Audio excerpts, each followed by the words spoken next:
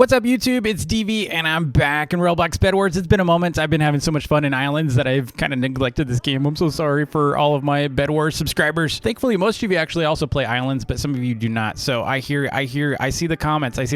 So today we're going to be doing a video on 5 kits that I think Bed Wars needs. And, these are actually kits that would actually change the game quite a bit for the good. So one of the things that actually happened, which I was super excited about, was the fact that Vulcan did get created. Vulcan is pretty cool. It's pretty chill. You know, the reception for the Vulcan was actually quite surprising. I was pretty surprised at the fact that most people were complaining that the Vulcan, was not powerful enough. And I actually saw some of the devs reply to that. And yeah, I don't think it was intended to be overpowered. It's intended to be fun and useful. So, the turret's actually pretty good. It's not meant to be like devastating. It shouldn't be devastating. It would have been completely the opposite. We would have saw, instead of people complaining that it was not powerful enough, we would have saw people saying it's too powerful. So there's not really a good way to balance the Vulcan. In my opinion, some kits are made to be powerful, some are not. So, in this case, I don't think it was really intended to be powerful. I think it was intended to be fun. There are some powerful kits in here for sure. Archer, for example, is great. We also have the Elder Tree, which is great. A lot of people are liking the Grim Reaper. A lot of people are liking the Wizard. But, some of them are just for fun. But today we're going to be covering what kits I think Bed Wars actually could use. But before we jump into this, be sure to hit that like button and smash the subscribe button if you're new to the channel. So the other thing I want to cover before we jump into these classes, I think the game does need some new game modes, especially some PvE, because I think a lot of players are getting kind of tired of the game. But I don't think, it's because they're tired of the quality of the game. The game is very high quality. A lot of people are getting tired of like the hackers and the toxicity. So, if there's like a PvE mode that people can kind of go to, but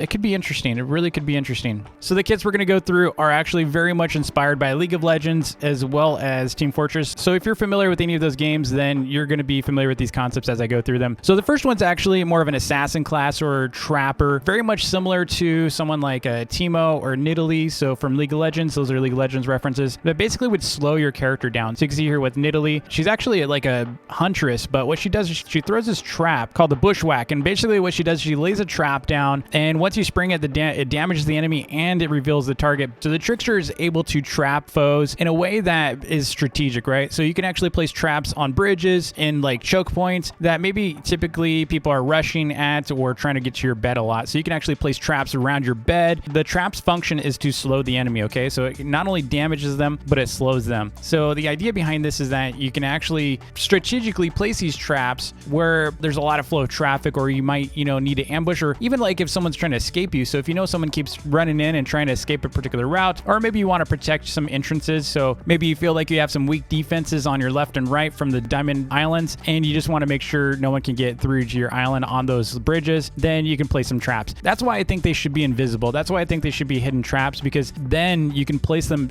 on a bridge and no one would even know it's there. They trigger the trap and then they're slowed for like a couple seconds, maybe 1 or 2 seconds. But either way, that little moment of slowness will actually give you an advantage to be able to actually either knock them, or you can actually go and chase them down. So maybe, trying to chase someone that just came through your base and you need to chase them down, you could do so. Laying down traps and causing damage is actually really cool. A great example would be a character like Teemo or the Scout from Team Fortress. So Teemo is in League of Legends. Teemo actually places this like poisonous mushroom. So if you actually get hit by it, it actually gives you damage over time, which is actually pretty cool. I don't think this trap needs damage over time. So Teemo is actually one of the most annoying and obnoxious characters or champions on League of Legends. So they would have to be very careful not to get to that point of, annoyance. But if it's just something that traps, like you trigger a trap and slow the enemy, that would actually be a really great support class or kit. And not only a support class, but it'd be something that you can actually use to ambush enemies, especially if like, maybe you want their emeralds or something. So putting traps around the emeralds would be strategic, so that if you knew that they're going to go to that emerald area, you trap them, you trigger that trap, they slow down, and then you knock them with your bow. Again, super cool class. I would actually play the heck out of this. This would be really fun.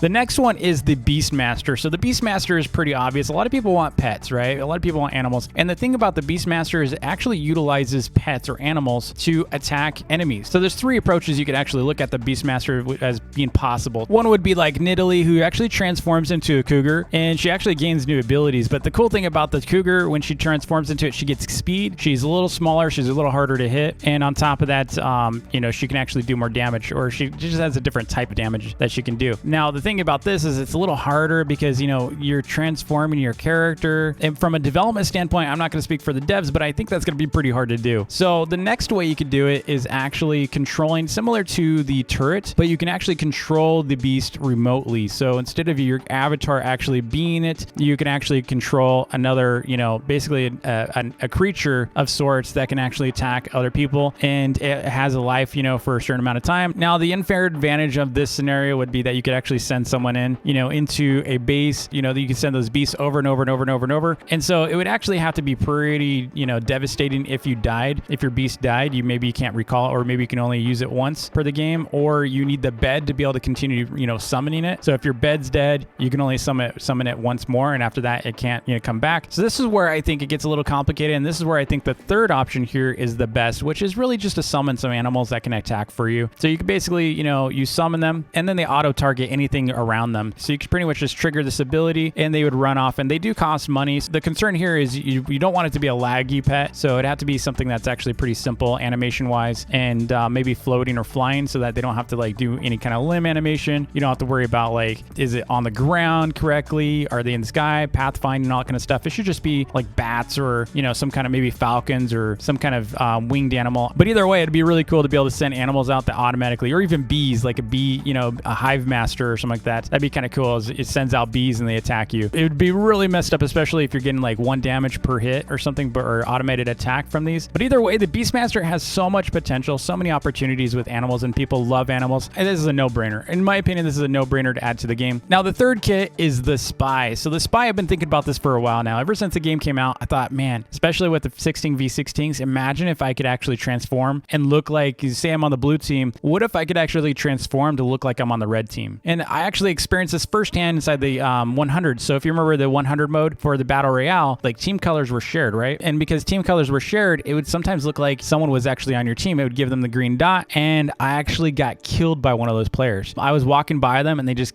came straight up, and I didn't even attack them. They attacked me because I thought it was my teammate. And so they attacked me, they killed me, they knew I wasn't on their team. The thing is that was just a bug, right? Because they had so many teams that had shared the same colors that they technically shouldn't have had that green circle, but because they did, I experienced the Spy firsthand, and that they could actually kill me even though I thought they were on my team. So imagine as a Spy, you can actually go into an enemy base, transform midway, hope that no one saw me transform teams, and walk straight into their base and take their bed. Imagine that. Granted, as soon as I attack, or as soon as I take out a bed or start hitting something with my pickaxe or sword, it would of course transfer me to the correct team. So suddenly I would actually transform into the other team. Now the next kit here is inspired by Pharah from Overwatch. If you've ever played Overwatch, you probably recognize this one, but it's the Rocketeer. So the Rocketeer will actually have the ability to fly with the jetpack for a certain amount of time. Of course, they will have to run out of fuel at some point. And the idea is that, you know, they'd be able to fight from above with fireballs using their rockets. So it's a little different than, you know, the balloons where you kind of float around. You can actually control your thrust on this thing. So it's way easier to control your flight movements, but the fuel will have to cost something. And I'm thinking that, you know, initially the jetpack might have to require, you know, emeralds, much like the tactical crossbow. And then much like arrows, you're going to need to buy a bunch of fuel. So the nice thing about this is it pretty, even though it's a pretty powerful kit, it will actually have to cost a lot of iron to be able to refuel and such. So from a balance standpoint, it might be a little bit of a challenge, but I think the Rocketeer would be really cool. Plus they already have the rocket, you know, they already have the rocket pack in the game. You know, from a model standpoint, we saw that with the NPC on the 16s. So I think they could actually make a Rocketeer pretty easily. It'd be really cool to see this actually flying around. I would actually use this one a lot. I would like this one way better than balloons. Balloons, by the way, I'm not going to go on a tangent, but they're so annoying. I'm so annoyed by balloons. They were meant to be, I think, for fun, but they're so annoying. Probably one of the most annoying aspects of the game, but it does make it way more challenging than before. I think without balloons, the game would be much easier, but because it basically you're getting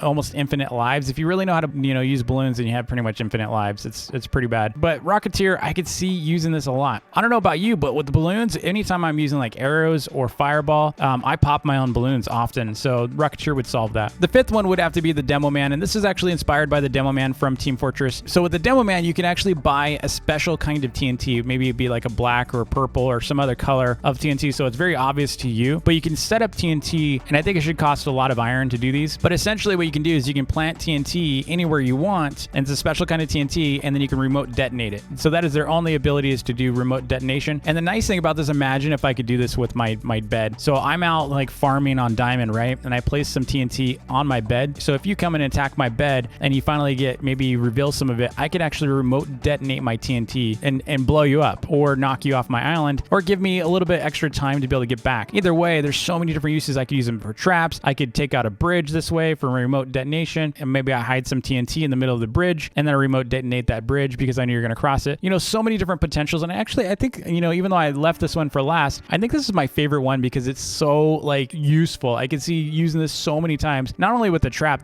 one is kind of cool. This one is another level of trap. And I can see it being super useful for being able to remote detonate TNT. Instead of just dropping, I can also drop the TNT on beds and wait for it to actually drop in time. Then I can remote detonate as well. So you can actually use it in multiple ways. So if I'm attacking a base, maybe I'm, you know, really far up in the sky. So you can actually solve that by using remote detonation TNT as well. Now, it is going to be very expensive because it shouldn't be like 40, right? It should be a lot more than that, maybe 60, 70. But either way, it's a special kind of TNT that the demo man can buy. So these were actually a lot of fun to put together.